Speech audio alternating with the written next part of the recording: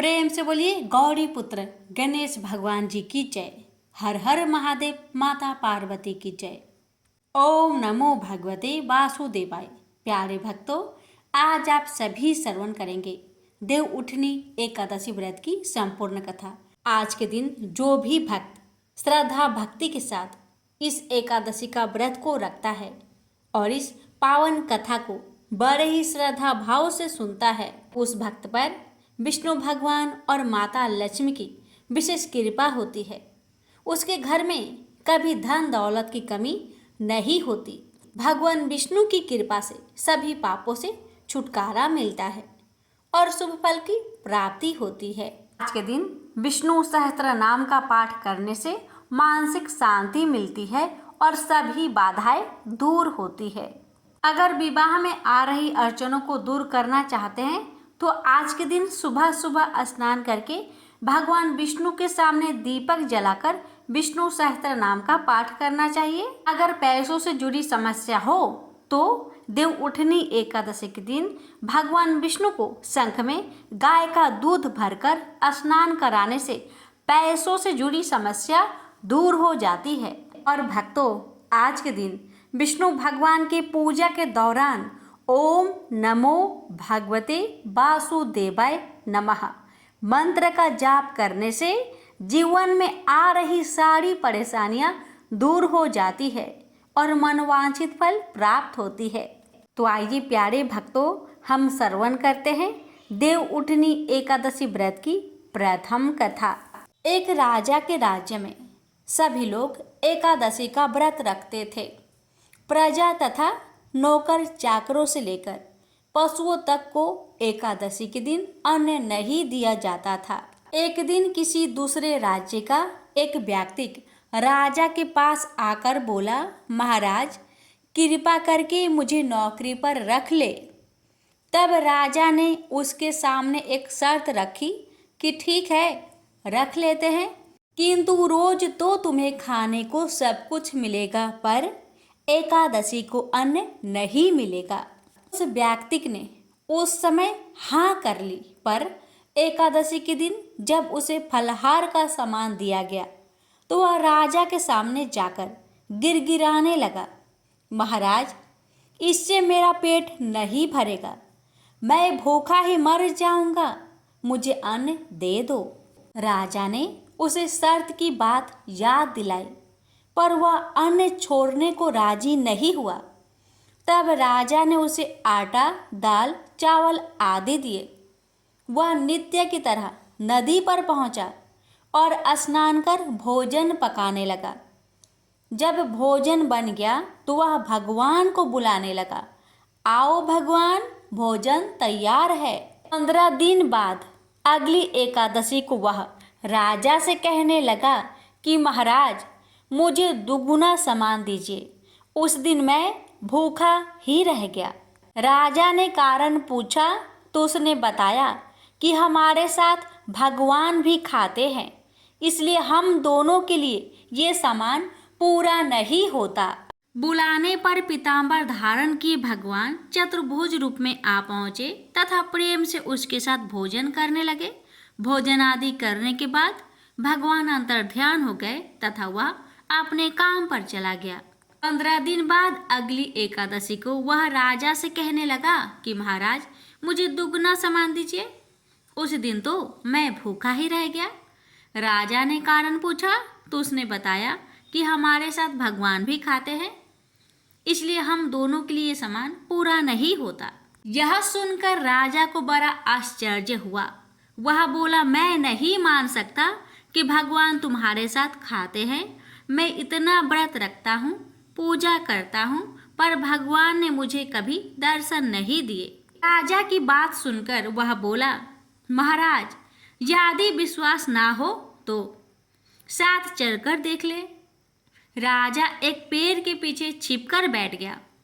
उस व्यक्ति ने भोजन बनाया तथा भगवान को शाम तक पुकारता रहा, परंतु भगवान न आए। अंत में उसने कहा, हे भगवान, यदि आप नहीं आए तो मैं नदी में कूदकर प्राण त्याग दूंगा। लेकिन भगवान नहीं आए। तब वह प्राण त्यागने के उद्देश्य से नदी की तरफ बढ़ा। प्राण त्यागने का उसका दृढ़ इरादा जान शीघ्र ही भगवान ने प्रकट होकर उसे रोक लिया और साथ बैठकर भोजन करने लगे। खा पी कर वे उसे अपने विमान में बैठाकर अपने धाम ले गए। यह देख राजा ने सोचा कि व्रत उपवास से तब तक कोई फायदा नहीं होता जब तक मन शुद्ध ना हो। इससे राजा को ज्ञान मिला। वो भी मन से व्रत उपवास करने लगा और अंत में स्वर्ग को प्राप्त हुआ। प्रेम से बोलिए लक्ष्मी नारायण भगवान की जय। हे भगवान, आपकी इस कथा को जो भी भक्त श्रद्धा पूर्वक श्रवण करे और आपका जय जयकार करे, उस भक्त की हर मनोकामना को पूर्ण करना। प्रेम से बोलिए जय श्री हरि। अब सुनिए देव उठनी एकादशी व्रत की महात्मय कथा। ब्रह्मा जी बोले, हे मुनि श्रेष्ठ, अब पापों को हरने वाली, पुण्य और मुक्ति देने वाली एकादशी का महात्मय सुनिए। पृथ्वी पर गंगा की महत्ता और समुद्र तथा तीर्थों का प्रभाव तभी तक है जब तक कि कार्तिक के देव प्रबोधिनी एकादशी तिथि नहीं आती। मनुष्य को जो फल 1000 अश्वमेध और 100 राजसूय यज्ञों से मिलता है, वही प्रबोधिनी एकादशी से मिलता है। नारद जी कहने लगे कि हे पितामह, एक समय भोजन करने, रात्रि को भोजन करने तथा 3.5 दिन उपवास करने से क्या फल मिलता है, सो विस्तार से बताइए। ब्रह्मा जी बोले, हे पुत्र, एक बार भोजन करने से 1 जन्म और रात्रि को भोजन करने से 2 जन्म तथा दूसरा दिन उपवास करने से 7 जन्मों के पाप नाश होते हैं। जो वस्तु त्रिलोकी में न मिल सके और दिखे भी नहीं, वह हरि प्रबोधिनी एकादशी से प्राप्त हो सकती है। मेरु और मद्राचल के समान भारी पाप भी नष्ट हो जाते हैं तथा अनेक जन्म में किए हुए पाप समूह क्षण भर में भस्म हो जाते हैं। जैसे रुई के बड़े ढेर को अग्नि की छोटी सी चिंगारी पल भर में भस्म कर देती है। विधि पूर्वक थोड़ा सा पुण्य कर्म बहुत फल देता है, परंतु विधि रहित अधिक किया जाए तो भी उसका फल कुछ नहीं मिलता। संध्या न करने वाले नास्तिक, वेद निंदक, धर्म शास्त्र को दूषित करने वाले, पाप कर्मों में सदैव रत रहने वाले, धोखा देने वाले ब्राह्मण और क्षुद्र, पर स्त्री गमन करने वाले तथा ब्राह्मणी से भोग करने वाले, ये सब चंडाल के समान हैं।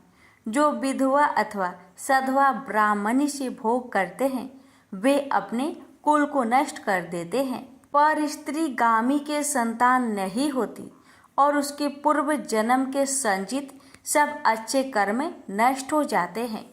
जो गुरु और ब्राह्मणों से अहंकार युक्त बात करता है, वो भी धन और संतान से हीन होता है।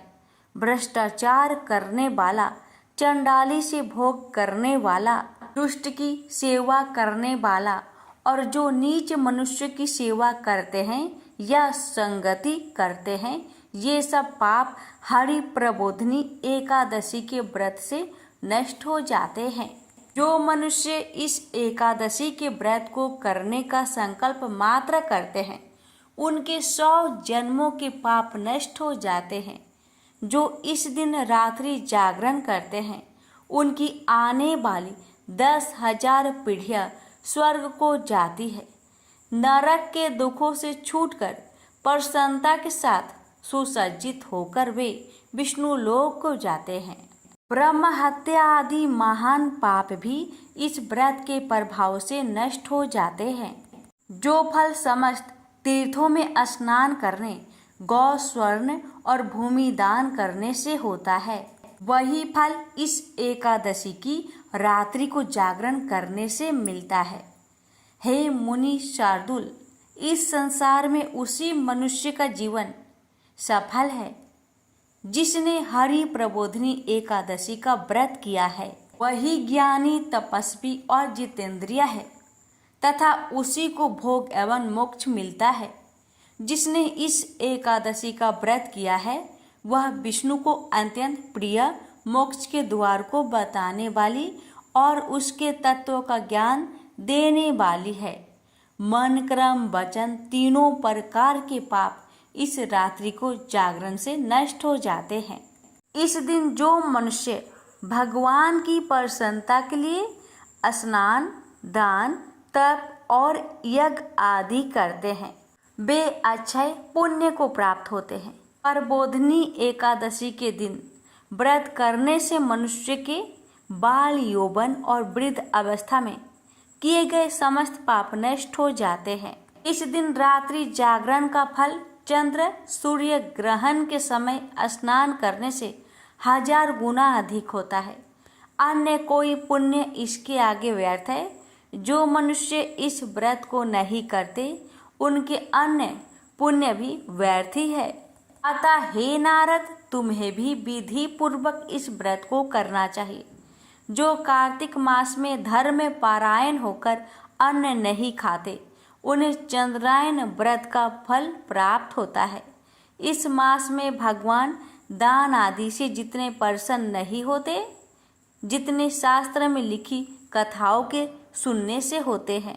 कार्तिक मास में जो भगवान विष्णु की कथा का एक या आधा श्लोक भी पढ़ते, सुनते या सुनाते हैं उनको भी 100 गायों के दान के बराबर फल मिलता है। अतः अन्य सब कर्मों को छोड़कर कार्तिक मास में मेरे सम्मुख बैठकर कथा पढ़नी या सुननी चाहिए। जो कल्याण के लिए इस मास में हरि कथा कहते हैं वे सारे कुटुंब का क्षण मात्र में उद्धार कर देते हैं। शास्त्रों की कथा कहने सुनने से 10,000 यज्ञों का फल मिलता है। जो नियम पूर्वक हरि कथा सुनते हैं वे 1000 गौदान का फल पाते हैं। विष्णु के जागने के समय जो भगवान की कथा सुनते हैं वे 7 दीपों समेत पृथ्वी के दान करने का फल पाते हैं।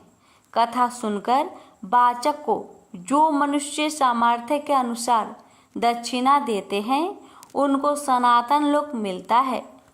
व्रत करने की विधि। ब्रह्मा जी की यह बात सुनकर नारद जी ने कहा कि भगवान इस एकादशी की व्रत की विधि हमसे कहिए और बताइए कि कैसा व्रत करना चाहिए। इस पर ब्रह्मा जी ने कहा कि ब्रह्म मुहूर्त में जब 2 घड़ी रात्रि रह जाए तब उठकर शौच आदि से निवृत्त होकर दंत धावन आदि कर नदी, तालाब, कुआं, बावड़ी या घर में ही जैसा संभव हो स्नान आदि करे। फिर भगवान की पूजा करके कथा सुने। फिर व्रत का नियम ग्रहण करना चाहिए। उस समय भगवान से प्रार्थना करे कि हे भगवान, आज मैं निराहार रहकर व्रत करूंगा, आप मेरी रक्षा कीजिए। दूसरे दिन द्वादशी को भोजन करूंगा।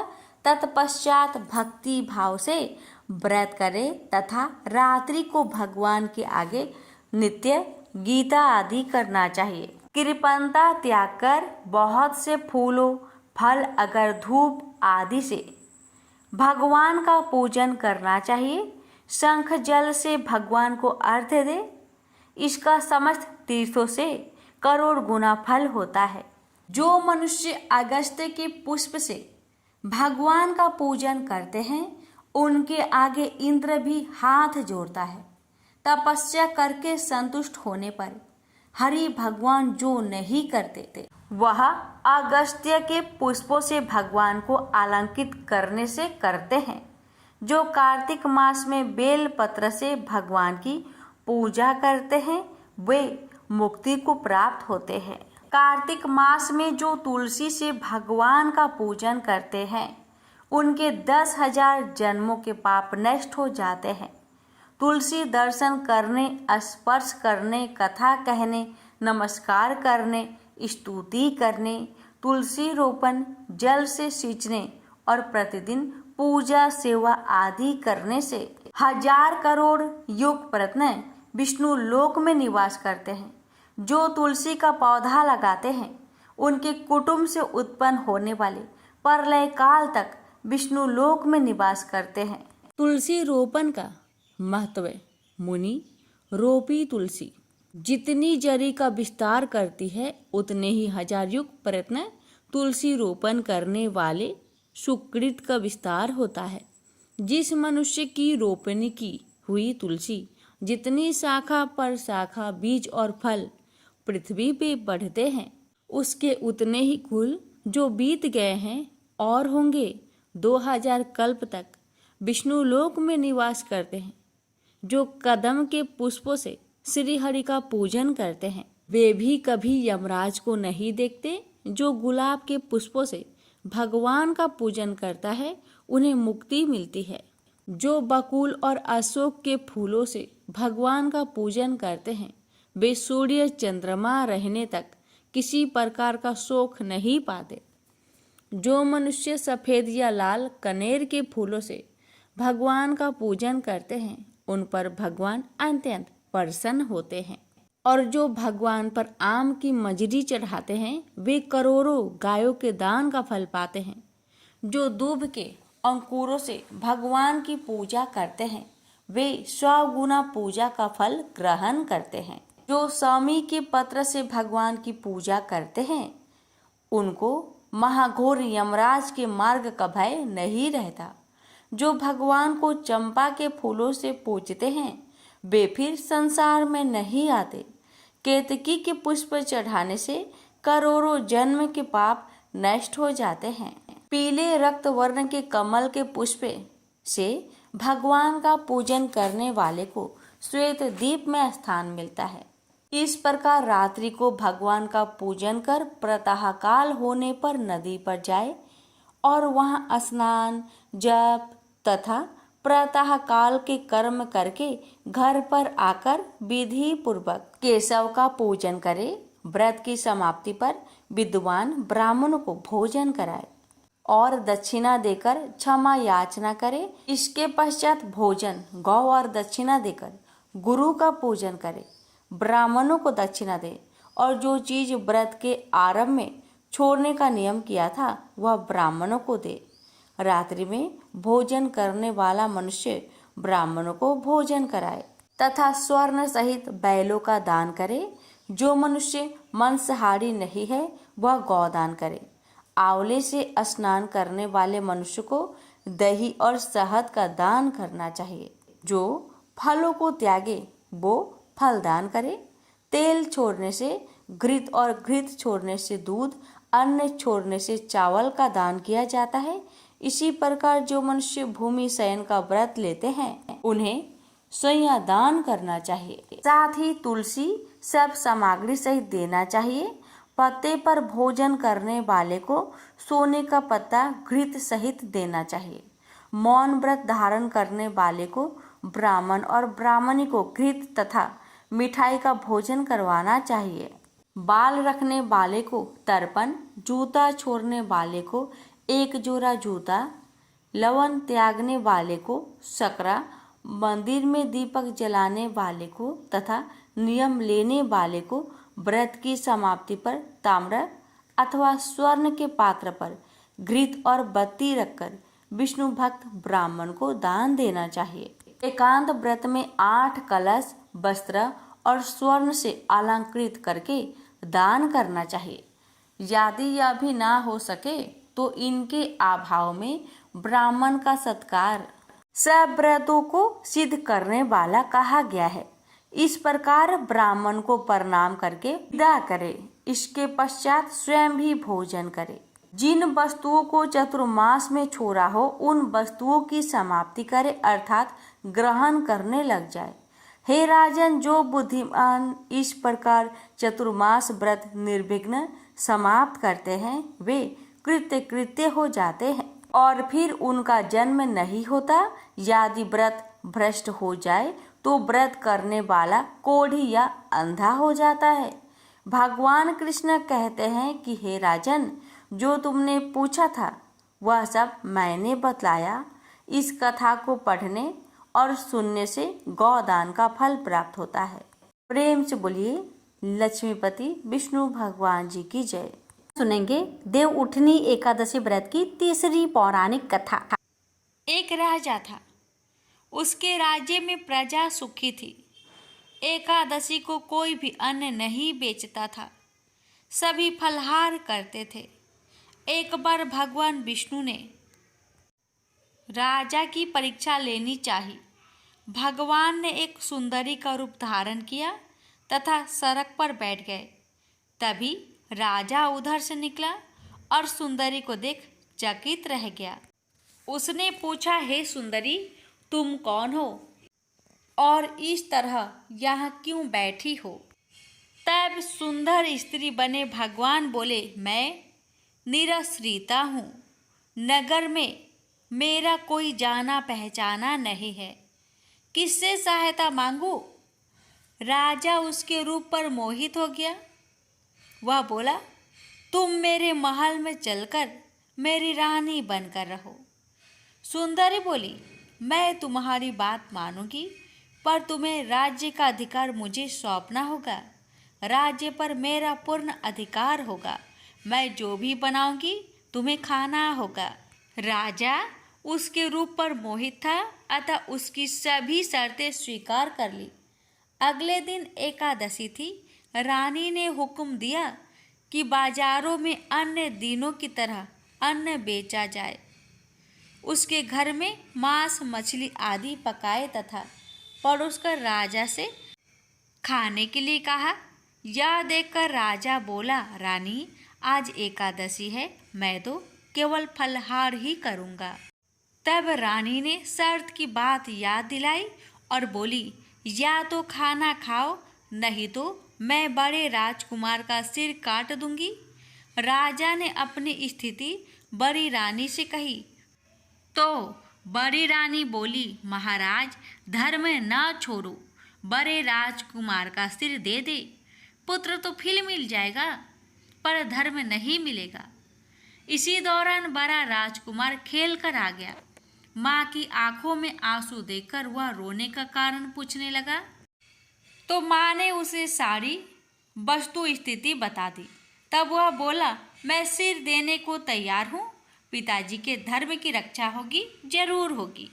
राजा दुखी मन से राजकुमार का सिर देने को तैयार हुआ तो रानी के रूप में भगवान विष्णु ने प्रकट होकर असली बात बताई। राजन, तुम इस कठिन परीक्षा में पास हुए। भगवान ने प्रसन्न मन से राजा से वर मांगने को कहा तो राजा बोला, आपका दिया सब कुछ है, हमारा उद्धार करे। उसी समय वहां एक विमान उतरा। राजा ने अपना राज्य पुत्र को सौंप दिया और विमान में बैठकर परम धाम को चला गया। प्रेम से बोलिए जय श्री हरि। देव उठनी एकादशी की एक प्रमुख कथा शंखाचूर नामक राक्षस की है। शंखाचूर ने तीनों लोकों में बहुत ही उत्पात मचाया हुआ था। तब सभी देवताओं के आग्रह करने पर भगवान विष्णु ने उस राक्षस से युद्ध किया और यह युद्ध कई वर्षों तक चला। युद्ध में वह असुर मारा गया और इसके बाद भगवान विष्णु विश्राम करने चले गए। कार्तिक शुक्ल एकादशी के दिन भगवान विष्णु की निद्रा टूटी थी और सभी देवताओं ने भगवान विष्णु की पूजा की थी। शिव महापुराण के अनुसार पौराणिक समय में दैत्यों का राजा दंभ हुआ करता था। वह बहुत बड़ा विष्णु भक्त था। कई सालों तक उसके यहाँ संतान नहीं होने के कारण उसने शुक्राचार्य को अपना गुरु बनाकर उसने श्री कृष्ण मंत्र प्राप्त किया। यह मंत्र प्राप्त करके उसने पुष्कर सरोवर में घोर तपस्या की। भगवान विष्णु उसकी तपस्या से प्रसन्न हुए और उसे संतान प्राप्ति का वरदान दे दिया। भगवान विष्णु के वरदान से राजा दंभ के यहाँ एक पुत्र ने जन्म लिया। इस पुत्र का नाम शंखचूर रखा गया। बड़ा होकर शंखचूर ने ब्रह्मा जी को प्रसन्न करने के लिए पुष्कर में घोर तपस्या की। उसकी तपस्या से प्रसन्न होकर ब्रह्मा जी ने उसे वरदान मांगने को कहा। तब शंखचूर ने वरदान मांगा कि वह हमेशा अजर अमर रहे। वह कोई भी देवता उसे नहीं मार पाए। ब्रह्मा जी ने उसे यह वरदान दे दिया और कहा कि वह बद्री वन जाकर धर्मध्वज की पुत्री तुलसी जो तपस्या कर रही है उससे विवाह कर ले। शंखचूर ने वैसा ही किया और तुलसी के साथ विवाह के बाद सुखपूर्वक रहने लगा। उसने अपने बल से देवताओं, असुरों, दानवों, राक्षसों, गंधर्वों, नागों, किन्नरों, मनुष्य तथा त्रिलोकी के सभी प्राणियों पर विजय प्राप्त कर ली। वह भगवान श्री कृष्ण का परम भक्त था। शंखचूर के अत्याचारों से सभी देवता परेशान होकर ब्रह्मा जी के पास गए और ब्रह्मा जी भी उन्हें भगवान विष्णु के पास ले गए। भगवान विष्णु ने कहा कि शंखचूर की मृत्यु भगवान शिव के त्रिशूल से ही होगी, अतः आप उनके पास जाए। भगवान शिव ने चित्ररथ नामक गण को अपना दूत बनाकर शंखचूर के पास भेजा। चित्ररथ ने शंखचूर को समझाया कि वह देवताओं का उनका राज्य लौटा दे, परंतु शंखचूर ने मना कर दिया और कहा कि वह महेश्वर से युद्ध करना चाहता है। भगवान शिव को जब यह बात पता चली तो वे युद्ध के लिए अपनी सेना लेकर निकल पड़े। इस तरह देवता और दानवों में घमासान युद्ध हुआ, परंतु ब्रह्मा जी के वरदान के कारण शंखचूर को देवता नहीं हरा पाए। भगवान शिव ने शंखचूर का वध करने के लिए जैसे ही अपना त्रिशूल उठाया तभी आकाशवाणी हुई कि जब तक शंखचूर के हाथ में श्री हरि का कवच है और इसकी पत्नी का अस्तित्व अखंडित है तब तक इसका वध असंभव है। आकाशवाणी सुनकर भगवान विष्णु वृद्ध ब्राह्मण का रूप धरकर शंखचूर के पास गए और उससे श्रीहरि कवच दान में मांग लिया। शंखचूर ने वह कवच बिना किसी संकोच के दान कर दिया। इसके बाद भगवान विष्णु शंखचूर का रूप बनाकर तुलसी के पास गए।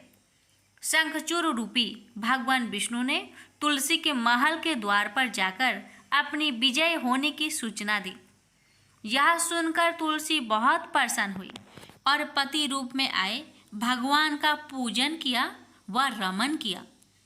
ऐसा करते ही तुलसी का अस्तित्व खंडित हो गया और भगवान शिव ने युद्ध में अपने त्रिशूल से शंखचूर का वध कर दिया। जब तुलसी को पता चला कि वे उनके पति नहीं हैं बल्कि वे तो भगवान विष्णु हैं, क्रोध में आकर तुलसी ने कहा कि आपने छल पूर्वक मेरा धर्म भ्रष्ट किया है और मेरे पति को मार डाला, अतः मैं आपको श्राप देती हूँ, आप पाषाण होकर धरती पर रहे। तब भगवान विष्णु ने कहा, देवी तुम मेरे लिए भारतवर्ष में रहकर बहुत दिनों तक तपस्या कर चुकी हो। तुम्हारा यह शरीर नदी रूप में बदलकर गंडकी नामक नदी के रूप में प्रसिद्ध होगा। तुम पुष्पों में श्रेष्ठ तुलसी का वृक्ष बन जाओगी और सदा मेरे साथ रहोगी। तुम्हारे श्राप को सत्य करने के लिए मैं पाषाण यानी शालिग्राम बनकर रहूंगा। गंदगी नदी के तट पर मेरा वास होगा। देव प्रबोधनी एकादशी के दिन भगवान शालिग्राम व तुलसी का विवाह संपन्न कर मांगलिक कार्यों का प्रारंभ किया जाता है।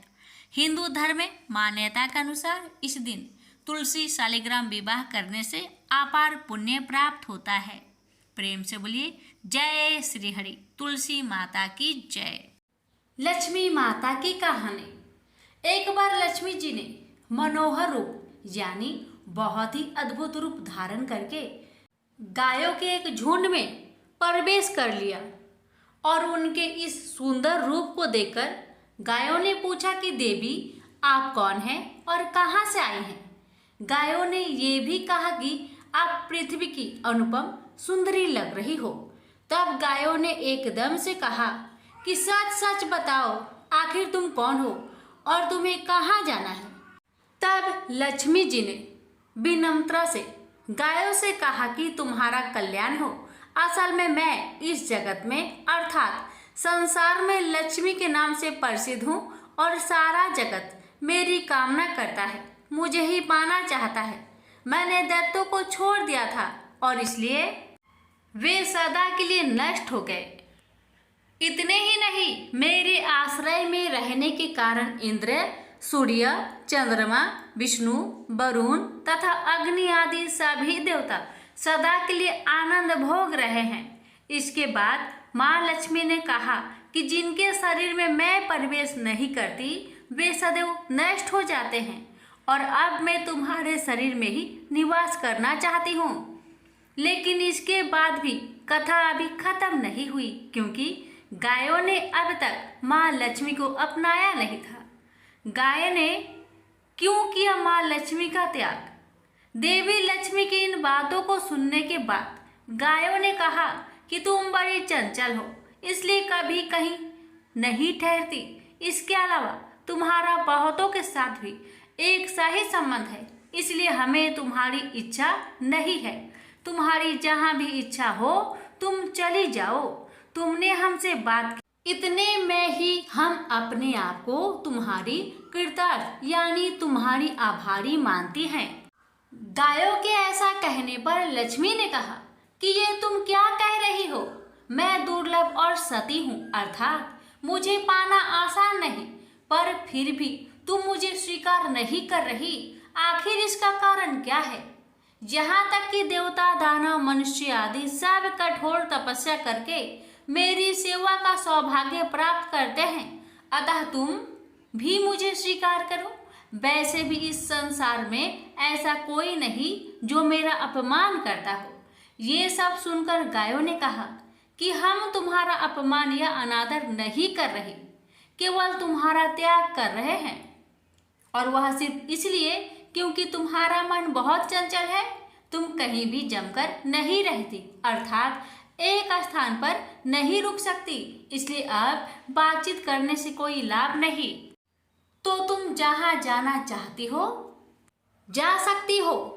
इस तरह से गायों ने माँ लक्ष्मी का त्याग कर दिया, क्योंकि गायों को मालूम था कि लक्ष्मी कभी किसी के पास नहीं रहती, बल्कि पूरे संसार में घूमती रहती है।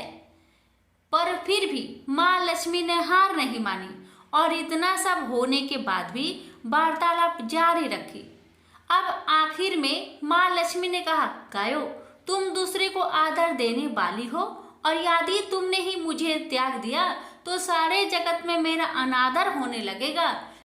इसलिए तुम मुझ पर भी अपनी कृपा करो। मैं तुमसे केवल सम्मान चाहती हूँ।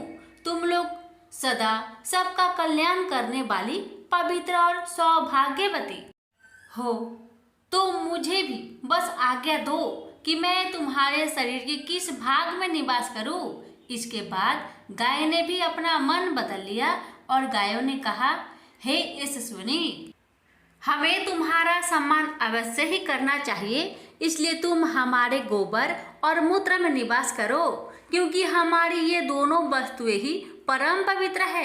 तब माँ लक्ष्मी ने कहा, धन्यवाद और धन्य भाग मेरे, जो तुम लोगों ने मुझ पर अनुग्रह किया, यानी मेरे प्रति इतना कृपा दिखाई। मैं अवश्य ऐसा ही करूंगी। मैं सदैव तुम्हारे गोबर और मूत्र में ही निवास करूंगी। सुखदायिनी गायो, अर्थात सुख देने वाली गायो, तुमने मेरा मान रख लिया, अतः तुम्हारा भी कल्याण हो। बस यही वचन है कि गाय की इन दोनों वस्तुओं को लक्ष्मी का ही रूप समझा जाता है। प्रेम से बोलिए लक्ष्मी माता की जय। तुलसी विवाह की कथा। प्राचीन ग्रंथों में तुलसी विवाह व्रत की अनेक कथाएं दी हुई है। उन कथाओं में से एक कथा निम्न है। इस कथा के अनुसार एक कुटुंब में ननद तथा भाभी साथ रहती थी। ननद का विवाह अभी नहीं हुआ था। वह तुलसी के पौधे की बहुत सेवा करती थी, लेकिन उसकी भाभी को यह सब बिल्कुल भी पसंद नहीं था। जब कभी उसकी भाभी को अत्यधिक क्रोध आता, तब वह उसे ताना देते हुए कहती कि जब तुम्हारा विवाह होगा तो मैं तुलसी ही बारातियों को खाने को दूंगी और तुम्हारे दहेज में भी तुलसी ही दूंगी।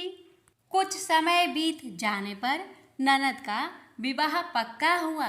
विवाह के दिन भाभी ने अपनी कथनी अनुसार बारातियों के सामने तुलसी का गमला फोड़ दिया और खाने के लिए कहा। तुलसी की कृपा से वह फूटा हुआ गमला अनेक स्वादिष्ट पकवानों में बदल गया। भाभी ने गहनों के नाम पर तुलसी की मंजरी से बने गहने पहना दिए। वह सब भी सुंदर सोने जवाहरत में बदल गए। भाभी ने वस्त्रों के स्थान पर तुलसी का जनेऊ रख दिया। वह रेशमी तथा सुंदर वस्त्रों में बदल गया। ननद की ससुराल में उसके दहेज की बहुत प्रशंसा की गई। यह बात भाभी के कान तक भी पहुंची। उसे बहुत आश्चर्य हुआ। उसे अब तुलसी माता की पूजा का महत्व समझ आया। भाभी की एक लड़की थी। वह अपनी लड़की से कहने लगी कि तुम भी तुलसी की सेवा किया करो, तुम्हें भी बुआ की तरह फल मिलेगा। वह जबरदस्ती अपनी लड़की से सेवा करने को कहती, लेकिन लड़की का मन तुलसी सेवा में नहीं लगता था। लड़की के बड़े होने पर उसके विवाह का समय आता है। तब भाभी सोचती है कि जैसा व्यवहार मैंने अपनी ननद के साथ किया था वैसा ही मैं अपनी लड़की के साथ भी करती हूँ, तो यह भी गहनों से लद जाएगी और बारातियों को खाने में पकवान मिलेंगे। ससुराल में इसे भी बहुत इज्जत मिलेगी। यह सोचकर वह बारातियों के सामने तुलसी का गमला फोड़ देती है, लेकिन इस बार गमले की मिट्टी मिट्टी ही रहती है। मंजरी तथा पत्ते भी अपने रूप में ही रहते हैं। जनेऊ भी अपना रूप नहीं बदलता है। सभी लोगों तथा बारातियों द्वारा भाभी की बुराई की जाती है। लड़की के ससुराल वाले भी लड़की की बुराई करते हैं। भाभी कभी ननद को नहीं बुलाती थी। भाई ने सोचा मैं बहन से मिलकर आता हूँ। उसने अपनी पत्नी से कहा और कुछ उपहार बहन के पास ले जाने की बात कही। भाभी ने थैले में ज्वार भरकर कहा कि और कुछ नहीं है, तुम यही ले जाओ। वह दुखी मन से बहन के पास चल दिया। वह सोचता रहा कि कोई भाई अपने बहन के घर ज्वार कैसे ले जा सकता है। यह सोचकर वह एक गौशाला के पास रुका और ज्वार का थैला गाय के सामने पलट दिया। तभी गाय पालने वाले ने कहा कि आप गाय के सामने हीरे मोती तथा सोना क्यों डाल रहे हो। भाई ने सारी बात उसे बताई और धन को लेकर खुशी खुशी अपनी बहन की घर की ओर चल दिया। दोनों भाई बहन एक दूसरे को देखकर अत्यंत प्रसन्न हुए और भाई ने अपनी सारी कहानी अपनी बहन को सुनाया कि कैसे तुलसी माता की कृपा से ज्वार के दाने सोने चांदी हीरे मोती में बदल गए। बहन ने कहा, भैया तुलसी माता की महिमा बहुत निराली है। भाभी से जाकर कहना कि भाभी भी तुलसी माता की पूजन किया करे। तुलसी माता की कृपा से हर मनोकामना पूरी होती है। प्रेम से बोलिए तुलसी मैया की जय। हे तुलसी महारानी, आप अपनी सभी भक्तों पर अपनी कृपा सदा सर्वदा बनाए रखना। आपकी कथा सुनने वाले, हुक्कार भरने वाले और कथा कहने वाले पर अपनी कृपा सदा सर्वदा बनाए रखना। सुनिए समस्त मनोकामना को पूर्ण करने वाली विष्णु सहस्त्र नाम पाठ। विष्णु सहस्त्र नाम स्रोत का उल्लेख महाभारत के अनुशासन पर्व में मिलता है। जब भीष्म पितामह मृत्यु शैया पर लेटे होते हैं, तब श्री कृष्ण की आज्ञा पर युधिष्ठिर उनसे उपदेश प्राप्त करते हैं। तो पितामह भगवान विष्णु के दिव्य 1000 नामों से युक्त इस कल्याणकारी स्रोत का उपदेश करते हैं। विष्णु सहस्त्र नाम का पाठ पढ़ने अथवा सुनने से समस्त मनोकामना पूर्ण हो जाती है। घर में धन्य धान्य सुख संपदा बनी रहती है। यदि आप विष्णु सहस्त्र नाम स्रोत यानी श्री हरि के 1000 नामों और उनकी महिमा को पढ़ने में असमर्थ है तो मात्र एक श्लोक से ही इस पाठ का पुण्य प्राप्त किया जा सकता है। वो श्लोक इस प्रकार है। श्री राम रामेति रामेति रमे रामे मनोरमे सहस्त्र नाम तन्तुल्यम राम नाम वरानने। शिव जी माता पार्वती से कहते हैं कि श्री राम नाम के मुख में विराजमान होने से राम राम इसी 12 अक्षर नाम का जप करो। हे पार्वती, मैं भी इन्हीं मनोरम राम में रमता हूँ। यह राम नाम विष्णु जी के सहस्त्र नाम के तुल्य है। भगवान राम के राम नाम को विष्णु सहस्त्र नाम के तुल्य कहा गया है। इस मंत्र को श्री राम तारक मंत्र भी कहा जाता है और इसका जाप संपूर्ण विष्णु सहस्त्र नाम या भगवान विष्णु के 1000 नामों के जाप के समतुल्य है। यह मंत्र श्री राम रक्षा स्तोत्रम के नाम से भी जाना जाता है। एक बार देवों के देव महादेव जी ने माता पार्वती जी से अपने साथ भोजन करने का अनुरोध किया तो भगवती ने यह कहकर टाल दिया कि वे अभी विष्णु सहस्त्र नाम का पाठ कर रही है, इसमें कुछ देर लगेगी, तब तक आप प्रतीक्षा करें। भगवान शंकर ने जब पुनः पार्वती जी को बुलाया तब भी पार्वती जी ने यही उत्तर दिया कि वे विष्णु सहस्त्र नाम के पाठ के पूर्ण होने के बाद ही आ सकेगी। शिव जी को उस समय बड़ी जल्दी थी, भूख लग रही थी और भोजन ठंडा हो रहा था। ऐसे में भूत भावन भगवान शिव जी ने कहा, हे पार्वती, राम राम कहो। एक बार राम कहने से विष्णु सहस्त्र नाम का संपूर्ण फल मिल जाता है, क्योंकि श्री राम नाम ही विष्णु सहस्त्र नाम के तुल्य है।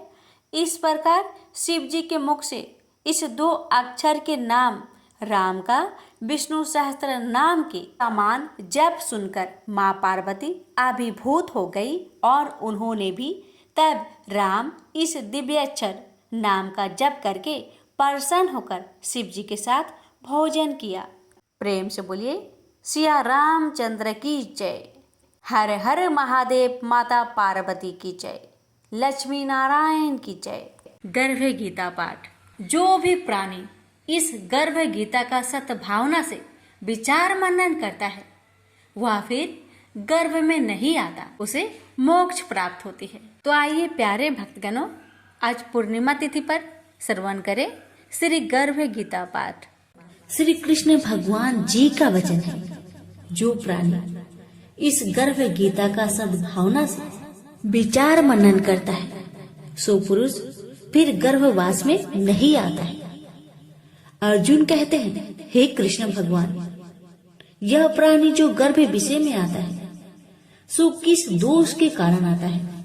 हे प्रभु जी, जब यह जन्मता है तब इसको जरा आदि रोग लगते हैं, फिर मृत्यु होती है। हे स्वामी, वह कौन सा कर्म है जिसके करने से जन्म मरण से रहित होते हैं? श्री भगवान बोले, हे अर्जुन, यह मनुष्य जो है सो आंधा मूर्ख है और संसार के साथ प्रीति करता है। यह वरदान मैंने पाया है और वह मैं पाऊंगा, ऐसी चिंता इस प्राणी के मन से उतरती नहीं। 8 पहर माया को ही मांगता है। इन बातों को करके बार बार जन्मता और मरता है। वह गर्भ विषय दुख पाता रहता है। अर्जुन कहने लगे, हे श्री कृष्ण भगवान, यह मन हाथी की नाई है, कृष्ण इसकी शक्ति है। यह मन तो 5 के बस में है, काम, क्रोध, लोभ, मोह और अहंकार। इन 5 में अहंकार बहुत बली है। ये कौन सा यत्न है जिससे मन बस में होए? वैसे ही मन रूपी हाथी को बस में करने के लिए ज्ञान रूपी अंकुश है। अहंकार करने से यह जीवन नरक में पड़ता है। अर्जुन कहते हैं, हे भगवान, जो एक आपके नाम के लिए वन खंड में फिरते हैं, एक वैरागी हुए हैं, एक धर्म करते हैं, इनको कैसे जाने?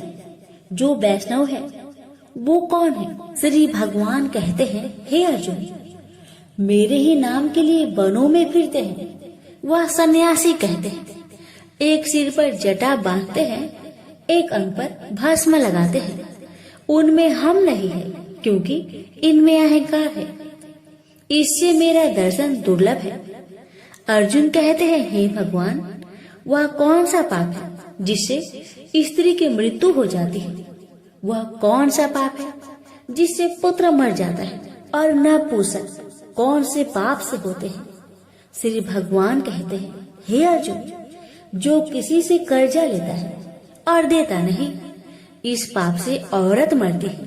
और जो किसी की अमानत रखी हुई पचा लेता है, उनके पुत्र मर जाते हैं। जो किसी का कार्य किसी के गोचर आए पड़े और वह जवानी कहे कि मैं तेरा कार्य सबसे पहले कर दूंगा, जब समय आए उसका कार्य न करे, इस पाप से नपुंसक होता है। यह बड़े पाप है। अर्जुन कहते हैं, हे भगवान, कौन से पाप से मनुष्य सदैव रोगी रहता है? किस पाप से गधे का जन्म पाता है, स्त्री का जन्म तथा टट्टू का जन्म क्यों कर पाता है? और बिल्ली का जन्म किस पाप से होता है? श्री भगवान कहते हैं, अर्जुन, जो भी मनुष्य कन्यादान करते हैं और इस दान में मूल्य लेते हैं, वो दोषी हैं। वे मनुष्य सदा रोगी रहते हैं। जो विषय विकार के वास्ते मदिरा पान करते हैं, वे टट्टू का जन्म पाते हैं। और जो झूठी गवाही भरते हैं, वह औरत का जन्म पाते हैं। जो रसोई बना के पहले आप भोजन कर लेते हैं और पीछे परमेश्वर को अर्पण करते हैं, तो वे बिल्ली का जन्म पाती है। और जो मनुष्य अपनी झूठी वस्तु दान करते हैं, औरत का जन्म पाते हैं, वह गुलाम औरतें होती हैं। अर्जुन कहते हैं, हे भगवान, कई मनुष्यों को आपने स्वर्ग दिया, सो उन्होंने कौन सा पुण्य किया है? और कई मनुष्यों को आपने हाथी घोड़ा रथ दिए हैं, उन्होंने कौन सा पुण्य किया है? श्री भगवान कहते हैं, हे अर्जुन, जिन्होंने स्वर्ण दान किया है, उनको हाथी घोड़े वाहन मिलते हैं। जो परमेश्वर के निमित्त कन्यादान करते हैं, सो पुरुष का जन्म पाते हैं। अर्जुन कहते हैं, हे भगवान, जिन पुरुषों के अंदर विचलित शरीर है, उन्होंने कौन सा पुण्य किया है? किसी 2 घर के संपत्ति है, कोई विद्वान है, उन्होंने कौन सा पुण्य किया है? श्री भगवान कहते हैं, हे अर्जुन, जिन्होंने अन्न दान किया है, उनका सुंदर स्वरूप है। जिन्होंने विद्या दान किया है, वह विद्यावान होते हैं। जिन्होंने संतों की सेवा की है, वह पुत्रवान होते हैं। अर्जुन कहते हैं, हे भगवान, किसी को धन से प्रीति है, कोई स्त्रियों से प्रीति करते हैं, इसका क्या कारण है? समझाकर कहिए। श्री भगवान कहते हैं, हे अर्जुन, धन और स्त्री सब नाश रूप है, मेरी भक्ति का नाश नहीं है। अर्जुन कहते हैं, हे भगवान, यह राजपाट किस धर्म के करने से मिलता है? विद्या कौन से धर्म करने से मिलती है? श्री भगवान कहते हैं, हे अर्जुन, जो प्राणी काशी जी में निष्काम भक्ति से तप करते हुए देह त्यागते हैं, वह राजा होते हैं। और जो गुरु की सेवा करते हैं, सो विद्वान होते हैं। अर्जुन कहते हैं, हे भगवान, किसी को धन अचानक बिना किसी परिश्रम से मिलता है, सो उन्होंने कौन सा पुण्य किया है? श्री भगवान कहते हैं, हे अर्जुन, जिन्होंने गुप्त दान किया है, उसको धन अचानक मिलता है। जिसने परमेश्वर निमित्त पराया कार्य संवारा है, वह मनुष्य रोग से रहित होते हैं। अर्जुन कहते हैं, हे भगवान, कौन सा पाप से अम्ली होते हैं और कौन से पाप से गूंगे होते हैं और कौन से पाप से कुष्ठी होते हैं? श्री भगवान कहते हैं, हे अर्जुन, जो आदमी नीच कुल की स्त्री से गमन करते हैं, सो अम्ली होते हैं। जो गुरु से विद्या पढ़कर मुकर जाते हैं सो गूंगे होते हैं। जिन्होंने गौ घात किया है वे कुष्ठी होते हैं। अर्जुन कहते हैं, भगवान, जिस किसी पुरुष के देह में रक्त का विकार होता है वह किस पाप से होता है? और कोई दरिद्र होते हैं, किसी को खरक वायु होती है, और कोई अंधे होते हैं तो कोई पंगुल होते हैं, सो कौन से पाप से रहित होते हैं? और कई स्त्रियां बाल विधवा होती है तो यह किस पाप से होती है? श्री भगवान कहते हैं, हे अर्जुन, तो सदा क्रोधवान रहते हैं उन्हें रक्त विकार होता है। जो मलिन रहते हैं वह सदा दरिद्री होते हैं। जो कुकर्मी ब्राह्मण को दान देते हैं उनकी खरक वायु होती है। जो पराई स्त्री को नंगी देखते हैं, गुरु की पत्नी को कुदृष्टि करते हैं, सो अंधे होते हैं। जिसने गुरु और ब्राह्मण को लात मारी है सो लंगड़ा व पंगुल होता है। जो औरत अपने पति को छोड़कर पराये पुरुष से संग करती है सो वह बाल विधवा होती है। अर्जुन कहते हैं, हे भगवान, आप पर ब्रह्मा हो, आपको नमस्कार है। आगे मैं आपको संबंधी जानता था, परंतु अब मैं ईश्वर रूप में जानता हूँ। हे पर ब्रह्मा, गुरु दीक्षा कैसी होती है सो कृपा करके मुझसे कहिए। श्री भगवान कहते हैं, हे अर्जुन, तुम धन्य हो, तुम्हारे माता पिता भी धन्य हैं, जिनके तुम ऐसे पुत्र हो। हे अर्जुन, सारे संसार का गुरु जगन्नाथ, विद्या का गुरु काशी, चारों वर्णों का गुरु सन्यासी है। सन्यासी उसको कहते हैं जिन्हें सबका त्याग करके मेरे प्रति मन लगाया है, सो ब्राह्मण जगत गुरु है। हे अर्जुन, यह बात ध्यान देकर सुनने की है। गुरु कैसा करे? जिसने सब इंद्रियां जीती हो, जिसको सब संसार ईश्वर में नजर आता हो और सब जगत से उदास हो। ऐसा गुरु करे जो परमेश्वर को जानने वाला हो और उस गुरु की पूजा सब तरह से करे। हे अर्जुन, जो गुरु काम भक्त होता है और जो प्राणी गुरु की पूजा सब तरह से करे, हे अर्जुन, सो गुरु का भक्त होता है। और जो प्राणी गुरु की पूजा सब तरह से करे, हे अर्जुन, जो गुरु का भक्त होता है और जो प्राणी गुरु के सम्मुख होकर भजन करते हैं उसका भजन करना सफल है। जो गुरु से विमुख है उनको सप्तग्राम मारे का पाप है। गुरु से विमुख प्राणी दर्शन करने योग्य नहीं होते। जो गृहस्थी संसार में गुरु के बिना है चांडाल के समान है। जिस तरह मदिरा का भंडार हो उसमें जो गंगा जल है सो अपवित्र है, इसी तरह गुरु से विमुख का भजन सदा अपवित्र होता है। उसके हाथ का देवता भी नहीं लेते, उसके सब कर्म निष्फल है। कुकर, सुकर, गंधर्व, काक, ये सब की सब योनि में बड़ी खोटी योनि है। सबसे यह मनुष्य खोटा है जो गुरु नहीं करता। गुरु बिना गति नहीं होती, यह अवश्य नरक को जाएगा। गुरु दीक्षा बिना प्राणी के सब कर्म निष्फल होते हैं। हे अर्जुन, जैसे चारों वर्णों को मेरी भक्ति करना योग है, तैसे गुरु धार के गुरु की भक्ति करना योग है। जैसे गंगा नदियों में उत्तम है, सब व्रतों में एकादशी का व्रत श्रेष्ठ है, वैसे हे अर्जुन, शुभ कर्मों में गुरु सेवा उत्तम है। गुरु दीक्षा बिना प्राणी पशु योनि को पाता है। जो धर्म भी करता है सो पशु योनि में फल भोगता है, 84 योनियों में भ्रमता रहता है।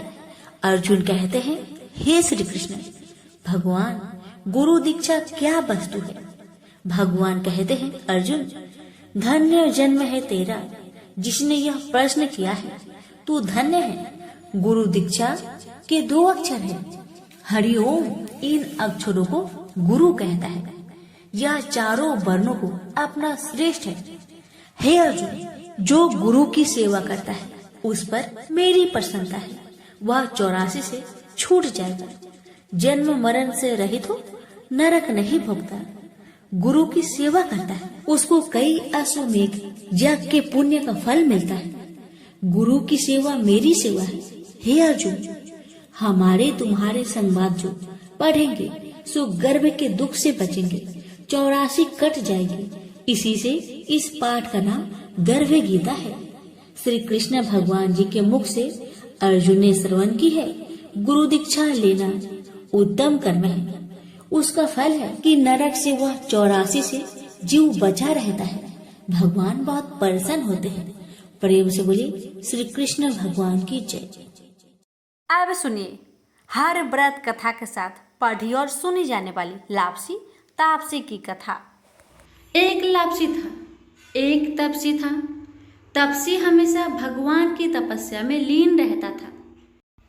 लापसी रोजाना 1.25 सेर की लापसी बनाकर भगवान का भोग लगाकर जीम लेता था। एक दिन दोनों लड़ने लगे। लापसी बोला, मैं रोज भगवान की तपस्या करता हूँ, इसलिए मैं बड़ा हूँ। लापसी बोला कि मैं रोज भगवान को 1.25 सेर लापसी का भोग लगाता हूँ, इसलिए मैं बड़ा हूँ। नारद जी वहां से गुजर रहे थे। दोनों को लड़ता देखकर उनसे पूछा कि क्यों तुम लड़ रहे हो। लापसी ने खुद को बड़ा होने का कारण बताया और तपसी ने अपना कारण बताया। नारद जी बोले, तुम्हारा फैसला मैं कर दूंगा। दूसरे दिन लापसी और तपसी नहाकर अपनी रोज की भक्ति करने आए तो नारद जी ने छुपकर 1.25 करोड़ की एक अंगूठी उन दोनों के आगे रख दी। तपसी की नजर जब अंगूठी पर पड़ी तो उसने चुपचाप अंगूठी उठाकर अपने नीचे दबा ली। लापसी की नजर अंगूठी पर पड़ी लेकिन उसने ध्यान नहीं दिया। भगवान को भोग लगाकर लापसी खाने लगा। नारद जी सामने आए तो दोनों ने पूछा कि कौन बड़ा। तो नारद जी ने तपसी को खड़ा होने को कहा। वो खड़ा हुआ तो उसके नीचे दबी अंगूठी दिखाई पड़ी। नारद जी ने तपसी से कहा, तपस्या करने के बाद भी तुम्हारी चोरी करने की आदत नहीं गई, इसलिए लापसी बड़ा है और तुम्हें तुम्हारी तपस्या का कोई भी फल नहीं मिलेगा। तपसी शर्मिंदा होकर माफी मांगने लगा। उसने नारद जी से पूछा, मुझे मेरी तपस्या का फल कैसे मिलेगा। नारद जी ने कहा, यदि कोई गाय और कुत्ते की रोटी नहीं बनाएगा तो फल तुझे मिलेगा। यदि कोई ब्राह्मण को भोजन करवाकर दक्षिणा नहीं देगा तो फल तुझे मिलेगा। यदि कोई साड़ी के साथ ब्लाउज नहीं देगा तो फल तुझे मिलेगा। यदि कोई दिए से दिया जलाएगा तो फल तुझे मिलेगा। यदि कोई सारी कहानी सुने लेकिन तुम्हारी कहानी नहीं सुने तो फल तुझे मिलेगा। उसी दिन से हर व्रत कथा कहानी के साथ लापसी तापसी की कहानी भी सुनी और कही जाती है। प्रेम से बोलिए लक्ष्मी नारायण की जय।